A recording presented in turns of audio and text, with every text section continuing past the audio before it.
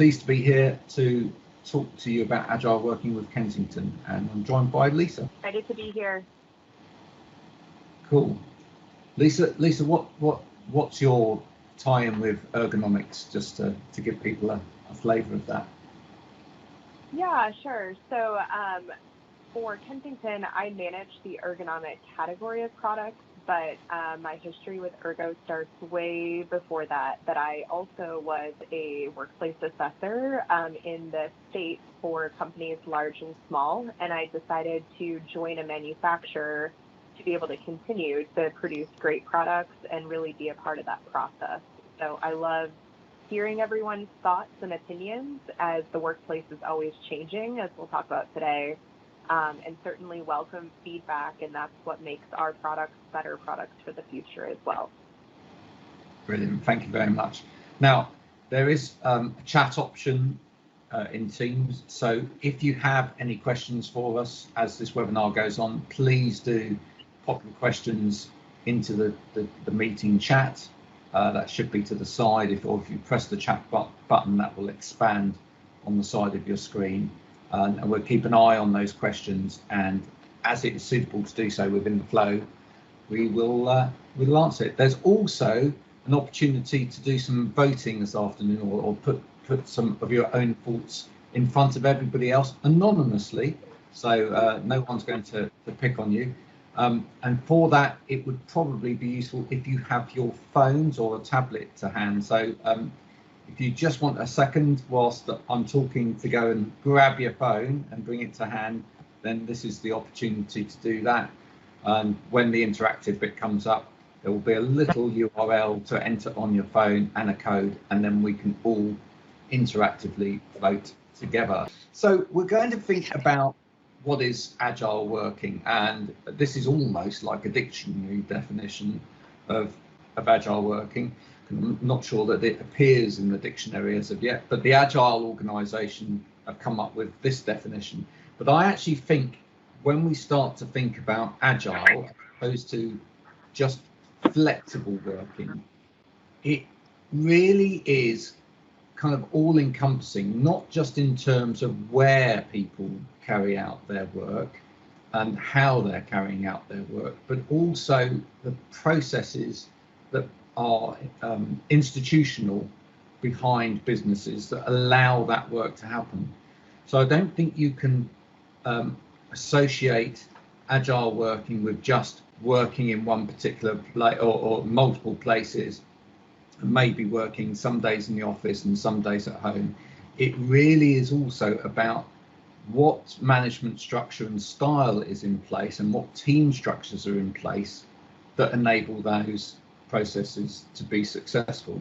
And we're all using this afternoon Teams, which is an Agile product, or is born out of the Agile working philosophy, if you like, because it's not just a webinar tool, it's a meeting tool, it's an instant communication tool, it's also a place to organise your work on the fly and be able to pull documents in from here, there and everywhere, so it's a storage solution as well, and much more.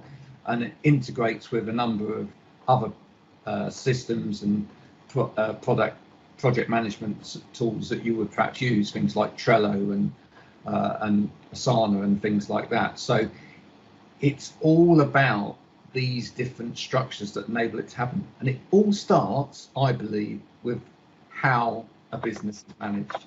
Because if you have a very hierarchical management structure, very traditional with micromanagement, Agile working can never happen, because you're always going to be able to physically see what people are doing.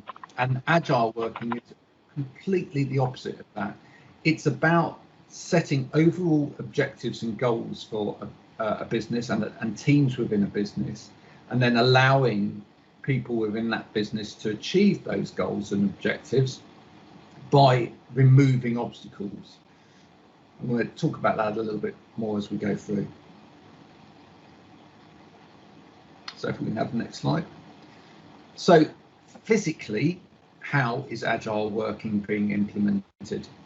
So thinking about where we've just come from, COVID-19 lockdown and moving forward from there, Agile Working is going to see growth. It's going to see growth because offices now are opening under restrictions. We can't just have everybody in an office all at once.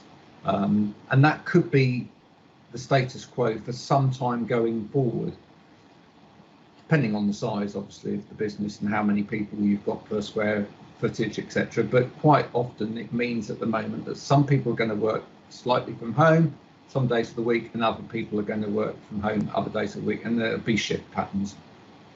You can't have hot desks as per the COVID-19 legislations for healthy working in the UK set out by the government. You can't have people sat in banks of desks other than diagonally from each other as well. So all of that physically changes. Desktop items, etc., can't be shared. So I know from my past experience of workplace assessments, I've even found people sharing headsets in the past, and that at the present really would be a complete no-no. But even things like keyboards, mice, other peripheral input devices, etc., even though there's guidance about cleaning them within the COVID-19 regulations, I think that a lot of businesses will think more along the agile lines of, actually, I want my people to be able to work freely wherever they need to in order to work both safely and from a productivity point of view. And therefore, I think a lot of businesses will start to think about not sharing those peripheral devices, but actually empowering people to have the right devices with them wherever they are. Some employers, as it says there, will be expected to work from home some of the time or all of the time at the moment, and so that means also making sure that not only the infrastructure around those people is in place in terms of their processes, but also that the equipment around those people is in process as well. And we need to think about other things like connectivity, how much time it takes to get in and out of a building, where is data shared, where is data kept safe, etc., as we move to and from. So not all of the things are about COVID, but some of the things are to do with things that we thought about before COVID as well, things like GDPR, etc., and we'll touch on those when we look at some of those products. And things will need to become, for all of us, slightly more portable in a number of cases as well. So if we're learning to work in an agile way and therefore being more flexible in terms of when we work and how we work, we want things that are portable for a start so that they're easy to transfer from one place to another. But when we get into a place of work, that it doesn't take us forever to set those things up. Otherwise, there won't be any adoption of those things. And so it's all about improving everyone's ability to connect. Okay. Move on to the slide. So I want to put these little thought bubbles up in front of you now. Get you thinking. Just take a minute to read what's on the screen. I'm not going to read it to you. You're perfectly capable of reading for yourself. But I want you to start thinking in your own minds, what does agile working mean to you? What have been your experiences of how you work at the moment? And maybe what are your experiences of how you're working at the moment need to change for the future because of everything that's happened and the way that you see business as a whole moving in terms of transformation as we go forward. And in order to get a little bit of insight into your thoughts, we're now going to use those magic Menti online solutions. So if you've got your phones to hand, this is the time to get your phone out. So if you can go to menti.com on your phone, or if you're on a laptop and you haven't got a phone to hand, you can always start a new tab. And you should see in front of you, if you put that code in 611640, the first question, which is, what does it mean to be agile? Now you can type into there any free text you like, no swearing. We'll have to edit that out. The code is 611640, and you go to menti.com. Always on the move. Thank you very much. So there's our first one. Just give you a minute or two to put up some answers. This is really useful information.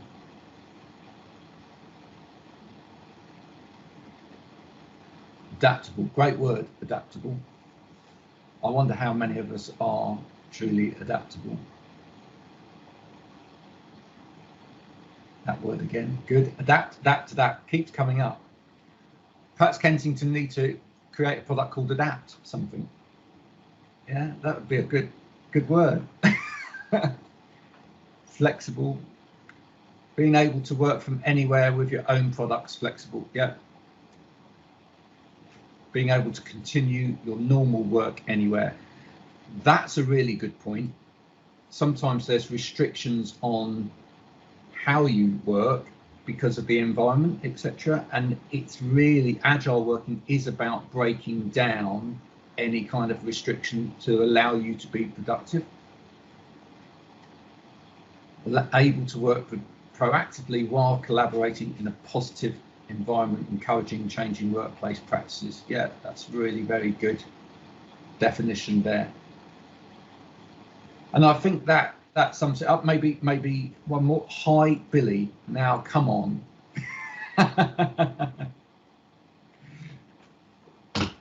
I'm not sure who Gotta Billy have is, a comedian. but hi, Billy, from all of us. There we go. Right. Okay. So let's go to the next question. Thank you all for taking part in that. What are the benefits of agile working? So compared with working in a more hierarchical structure, going to the office 9 to 5 every day, etc., always doing the same thing, perhaps having KPIs and everything based around result, but not thinking about bigger objectives. What are the benefits? Flexibility. There's that word. Look at that coming out again and again and again. So people are looking for flexible solutions. Hopefully we can show you some flexible solutions today. Better work-life balance with less stress. Brilliant. Thanks for bringing out the work-life balance bit. You know, one of the things about agile working should be that you can achieve the same end goals in and around the rest of your life as well. So I think some people think better work-life balance means that they only work 3 hours a day. I don't think that's ever going to happen unless you've got the perfect role, maybe. But certainly, maybe it means that you can drop the kids off at school in the morning, do a bit of work, take some time out at lunch, maybe do a bit of work in the evening, if that suits your lifestyle. Continuity. Now that's a really interesting word, continuity. So I think what we're really looking for there is that as you move again from each place, you can pick up and take on your work straight away again. You're not having to kind of get yourself back into that work in any kind of problems. Certainly that's where software that's coming out there really fits into that. But we'll look at some of the great continuity products that we've got in terms of working through Kensington this afternoon. Great, that's really, really helpful. I think there's one more as well. Hope you're enjoying the voting experience. It's your only chance to vote like this year because the Eurovision Song Contest wasn't on. So, can all companies be agile? Now, don't take it that that's everybody voted. That just means the amount of people that voted so far was yes. Okay, that's getting more interesting. That's the number of voters that we've had down at the bottom there, 10 so far. So there are a few more people still to vote. If you'd like to vote, please do.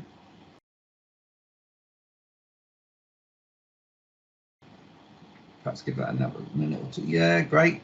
Thank you. Another one joining there. Really interesting split there.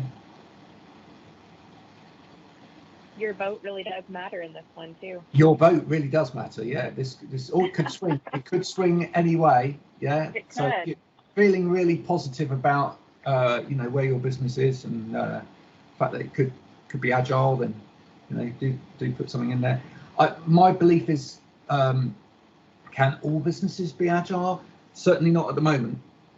Is the answer to that? I think it's going to take a lot of changes, cultural changes within a lot of businesses in order to allow them to be agile and be successful at that.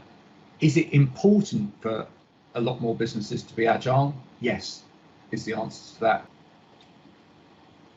So we're now going to look at some of the solutions that Kensington have that fit into these areas of agile working. What we're going to do is we're going to break down working areas into things like more of a fixed office solution, and then the home office solution, and people on the move, etc. So we're going to look at some of those physical areas that we may work in if we are able to be more agile, and we'll concentrate on some of those products and talk about some of those. So thinking first of all about that kind of fixed office location, or maybe I call this now going forward the team office, the place where you go to be team, as opposed to your fixed home office location, because that may be your main office. Certainly, I think things like security permitting and the Kensington product that we're looking at here, which is an ergonomic keyboard and mouse, have AES encrypted wireless, so that it can be used in a more secure way in terms of that wireless connectivity. But certainly wireless products will be the flavour of the day going forward for a while, because this gives the opportunity not only to clear desk very, very quickly, but also to allow workers, where appropriate, to take their equipment to and from one place to another. So I think we're going to see a growth in wireless technology and certainly transportable technology, so that we can A, keep our desks clear in the offices, and B, we can move where we need to work to very quickly. So wireless input's important. Monitor arms may not seem like an obvious choice when talking about agile working, but is quite a massively important one. For a start, there's a number of the protective screen products that are on the market at the moment that require a monitor arm in order to be fixed, because they actually fit between the VESA plate fitting and the monitor arm, and offer some kind of protection from the back of the desk. So you'll see a lot more businesses invest in monitor arms in order to allow people to keep their desk clear, because certainly if you've got a lot of stuff on the desk in order to raise up monitors, that's going to harbour things getting put in underneath, etc. And monitor arms keep desks very, very clear in an open plan office space. They allow for a great deal of flexibility in terms of different sizes of workers, etc., in terms of depth and height, etc., very, very quickly. And it's a very clean solution as well.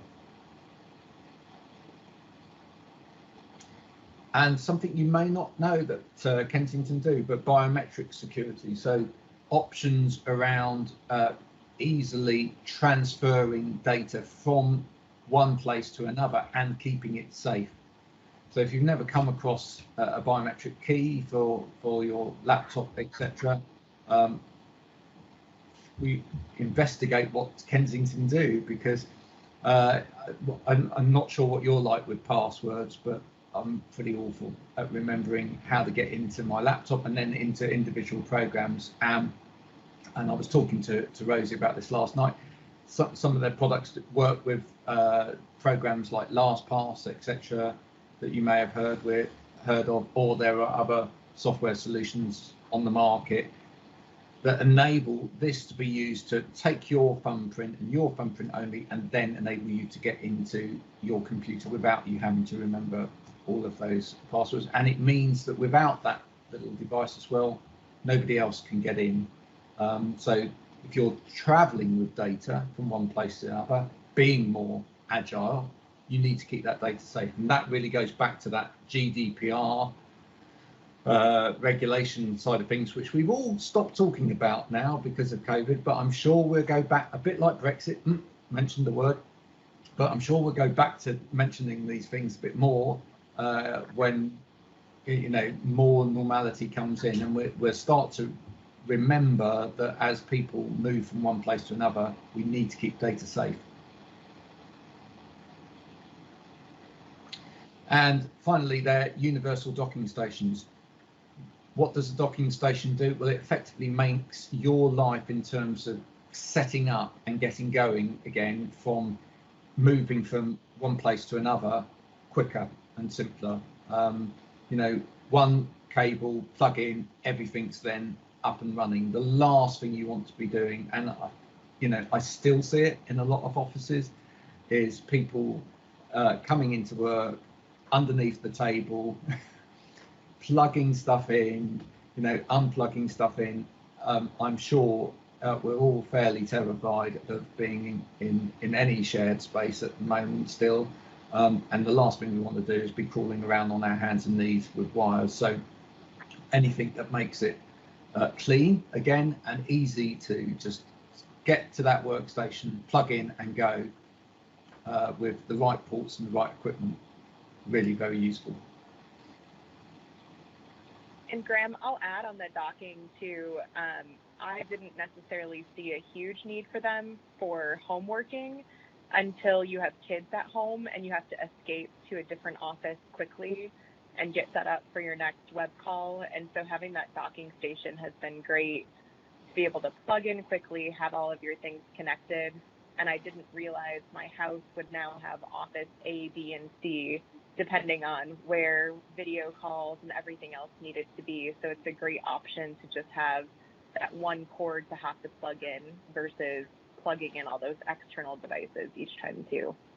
No, that's brilliant, thank you. And I think realistically as well, if we think about what's going to happen in terms of real estate, in terms of businesses in the UK and in America going forward after COVID, I think that some people are going to have to make some changes to what they actually own, or what percentage of a building that they own going forward. And I think we probably will see with some businesses a take that if more of their staff want to work or have to work from home for periods of a week, they may actually reduce their square footage and maybe even share spaces. So therefore, having spaces that are there set up, or even docking station solutions that you can carry with you to make sure that you can set up really very quickly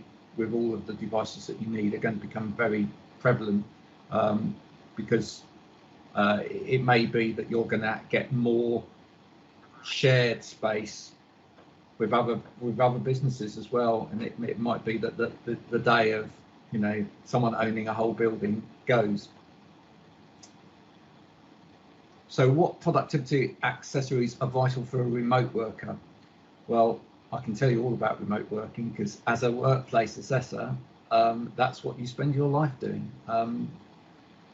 And you know, prior to COVID, etc., you know, you spend an inordinate amount of time in coffee shops, restaurants, and wherever else doing work as well. So it's really important that if you're out and about and remote, that you've got perhaps lightweight equipment that's easy to carry, very easy to set up and use very quickly on you. Again, wireless probably, because you don't want to be faffing around with wires, especially if you're in the middle of a coffee shop, etc.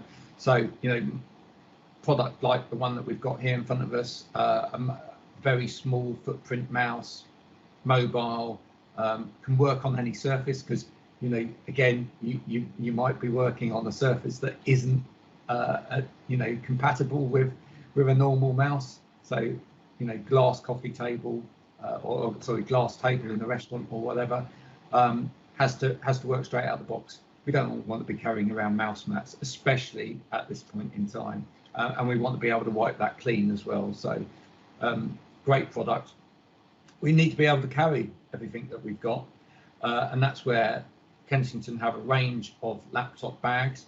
And I think it's quite important that they've got a range where those bags aren't just laptop bags. They are bags that will carry everything that's essential to you in doing that task on the road. So you know, whether it's the sort of over-the-shoulder solution that they've got here, or they do have more of a rucksack solution if you struggle with your back in particular and you need to dispense the weight. But the different solutions will enable you to put a shirt and a tie and your razor blade in, as well as your laptop and maybe some, you know, paper, whatever that is these days, for carrying around in terms of doing work. So important that we have, you know, we provide those solutions to people. Probably one of the most essential bits of kit that anybody with a laptop needs to have, and still to this day I don't see enough people having them, which is a laptop riser. And Kensington do an enormous range of laptop risers, right from one end of the budget to the other, with lots of different flexible options, etc. But you know, such a simple solution, very easy to carry. They do lightweight solutions like the one that you're looking at on the screen, but it just means that you're not working directly onto the laptop. And if you haven't worked out yet why you shouldn't work directly onto a laptop, just give it a year or two, and I'll tell you, you'll get to a certain age and you'll know why you shouldn't have been working on a laptop for too long, because your neck, your shoulders, your back will start to hurt if you're hunched over a laptop for any period of time. Not only that, you know, working with a laptop on a you know, some surfaces will overheat the laptop as well. And product that I didn't know about until a few days ago, but really pleased that I now know about this product. So this is a presenter, and this is one of the new presenters that Kensington do, which is a virtual presenter, which means that you can present a presentation like this to a group anywhere, and really highlight all of the things that you need in that presentation, both sitting down or standing up, which is great. Now, I said to Rosie this morning, I can see more people doing presentations to groups out of, you know, shared office spaces, or maybe breakout areas in an office where you literally stop for a while on your way to somewhere, and you then use that space just to do a presentation to someone on the other side of the world, or someone, you know, 2 or 3 miles away. And I don't think after all of this goes away that what we're going to see is reps and people that are out on the road, and people that perhaps need to do presentations to people, suddenly working from home all of the time and no one going out there. I think what we'll see is businesses thinking more smartly about what those people do and who they do it with all of the time. So I think businesses will have learned from this whole lockdown experience that a lot can be done virtually. But I also think, I know from a productivity point of view, that it means that businesses will think, right, okay, I want you to go and see the businesses that are most important to me, be it my biggest clients or those that we've really had no traction with elsewhere. But actually, I still want you to go and do all of the other clients as well. And it may well be that you'll find yourself in one of those roles, needing to literally, you know, go one place, stop off at a client, see a client, and then the next hour do a webinar or another webinar to some group of people. And so you will end up needing to do virtual presentations. And from an ergonomic point of view, great if you can do those presentations, not sitting down all the time, hunched over your laptop, but you can actually present to people, and actually you can highlight key information in any of the presentations that you're doing. So this presenter does looping of key points, etc., and acts as a virtual laser pointer if you're doing those things. So if that's the kind of role that you're in, well worth checking out their new presentation presenters.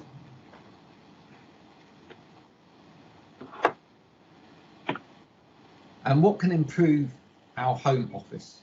Now, this is something we've all learned a lot about recently, is our home office situation. As I said in the last webinar, which was all about setting up a home office, it's a different home office at the moment, and Lisa talked about that earlier. You know, at the moment we've quite often got lots of different offices, but I think that's going to continue to the future as well. So I think it's about being very, very flexible in the home as well, and sometimes making do with or helping to make do with being able to work very quickly in other areas, right? And if we're thinking about agile working, if 1 minute I've got a if 1 minute I'm in the office, etc., and then next minute I'm downstairs preparing tea, etc., but then someone calls up and I think, oh, right, this is important, I'm going to take this, etc. You know, how do I make that next half an hour phone call, etc., downstairs in the dining room comfortable? So let's have a look at some of the products that Kensington make available here for us all.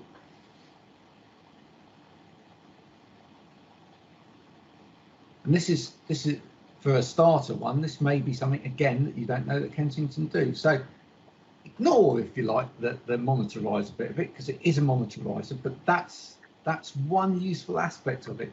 What they've got here is actually something that can physically change your environment.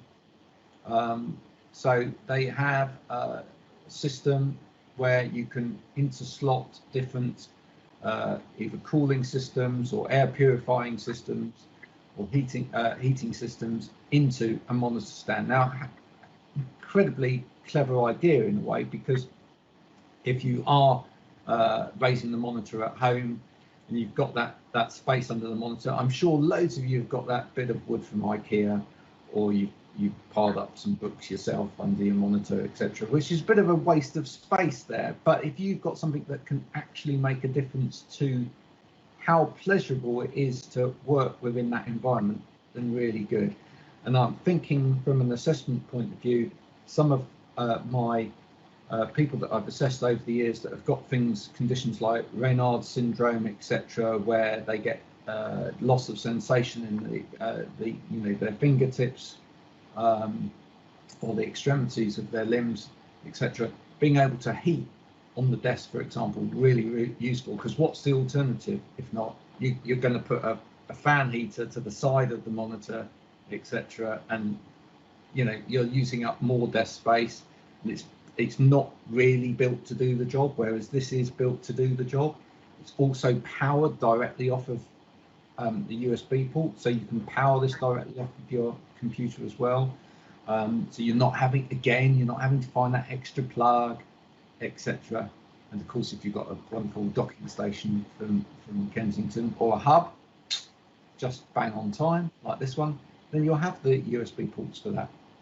So hubs really useful, just extending the amount of connectivity you've got into your home working setup. Again, making it much more flexible. We all got phones to charge. We've all got things like that we need to keep running during the day. And also, I have to say, hubs incredibly helpful if you're thinking about input devices, because I was saying to Rosie earlier today, I've actually got 2 trackballs on my desk at the moment, one on my right hand side, one on my left hand side. And the trackball, which we'll come to in a second, you can use with your left hand. Gives you a break from your right hand, but again, if you're going to work with multiple input devices, try that out for a different way of working. Then you're going to need the input devices. We've called this this next one support rather than a backrest, etc., because that's exactly what it's about. It's about the fact that if you're working with a standard dining room chair, or you're working with a chair that leans back or doesn't have any kind of adjustment that supports you in a better working posture when you're working, you're going to lean. So you're going to hunch over, or you're going to slouch. Those are the two words that workplace assessors use more often than anything else: slouching or hunching. And it's because that's what most people do.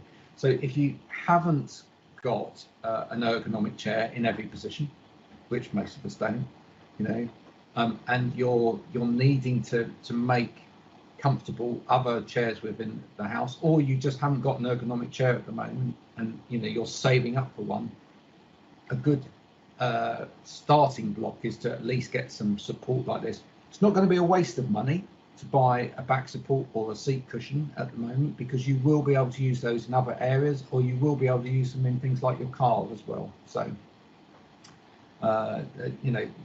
they hold their value, if you like.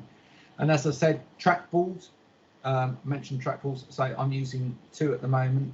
I've got the one on the screen on my right hand side. I've got a different one with a slightly larger trackball on my left. But with a scroll wheel in place, that ball at the top, what you will find is that it's not only a different hand position and could give you a rest from a standard mouse, but you're also, if you're limited in terms of space, you haven't got that movement backwards and forwards on the desk that you have with a mouse that needs to travel. Therefore, it means that you can work on a smaller surface. I've seen so many people working on makeup tables, etc., during COVID, and they just haven't got the room to use a standard mouse, where a trackball would work really well. Did you want to say anything on trackballs, Lisa? I saw you nodding. Oh, yeah, no, I think trackballs are great for the same reason you said, being ambidextrous. And I know when I was doing the workplace assessment, it was a very easy way to get people to transition to a left mouse. Like you said, to have two things plugged in, sometimes they would not want to jump over to a left-handed, but it was a great way to ease them into that. So I personally love them. And having the scroll wheel that is specific to Kensington around that ball, people have really taken to that and enjoyed the way that it works, sometimes over a scroll wheel too. And I will tell you, Graham, we did have a question from Javier that he wondered what our just going to jump in on that. The vertical mouse was. So I'm going to let you speak first on it, and I'll add anything if I want to.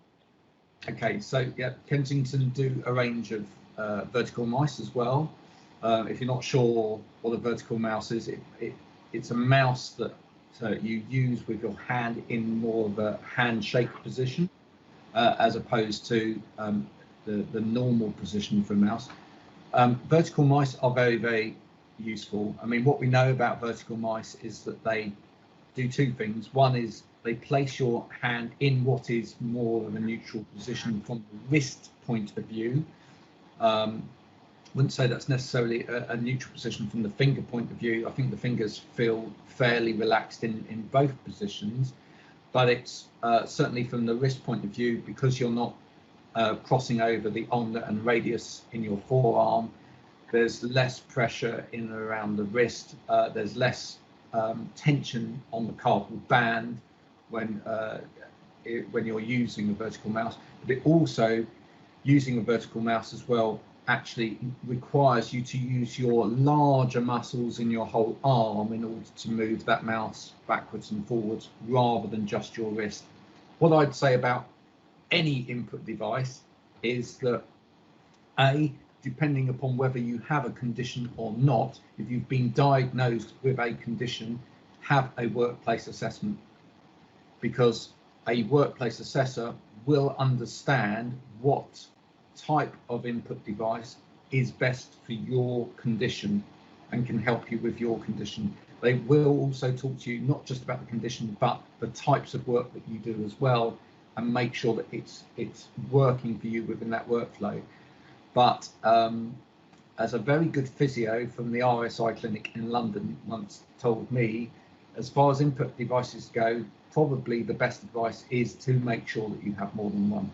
So if you're stuck with one device and you're constantly using that one device, or you've never seen the need to move away from that device, I would encourage you to investigate and look for additional devices, and to use, to mix it up. Okay, Lisa, did you want to add anything more to that? I think you did a good job covering that. I would just second the idea that typically a vertical mouse is another easy input device to transition to, with the left and the right, or the finger clicks being the same. And our brain seems to easily make that association to still move in that vertical position, as I know a lot of people are worried about the learning curve of a new input device. So the vertical mice is probably the easiest. I don't know if you would agree, Graham, as far as transitioning to a different type of input device. The trackballs are easy as well, but it is a little bit different sensation and movement that you would be going through if you switch to the trackball. Yeah, I think anything that anything that feels naturally comfortable in the hand, you will transition to fairly rapidly. And what's quite nice with the Kensington range of vertical mice as well is that there's different options in terms of those scrolling jobs as well. So again, depending upon what type of task you're doing, and if you're constantly scrolling up and down spreadsheets all day long as well, and again, depending upon if you have a particular form of tendonitis or tendinopathy in your hand, it may be that you have more issues with your thumb or more issues with your fingers, and they do different options for that. So there is an option which is more finger driven for scrolling, and then there's an option which is more thumb driven with a mini rollerball in the thumb area for scrolling. So again, good to talk those through with an occupational health therapist or a workplace assessor before you make your choices. But definitely options there within the Kensington range.